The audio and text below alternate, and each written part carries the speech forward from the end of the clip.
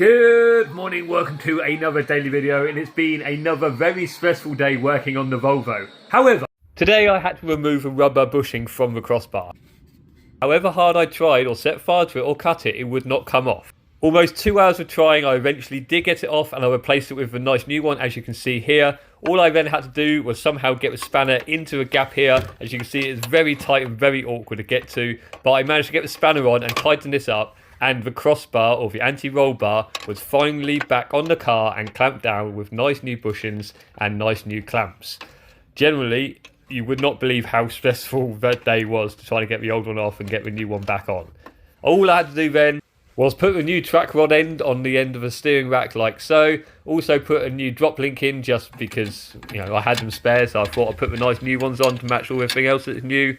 I also had to adjust the handbrake, so after doing all the work on the front of the car, I then went back to the back, took the brake assembly off to get to the handbrake shoes inside.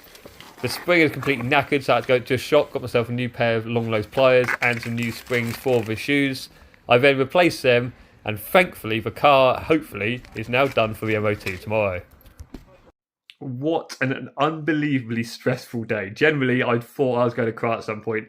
I couldn't get all the rubber off the bar, so I had to think about lowering the subframe. So I started undoing all the bolts and realised that's not going to work. So I managed to scrape off a bit of the old bushing and managed to get the new clamp on, as you have just seen. But generally, so stressful.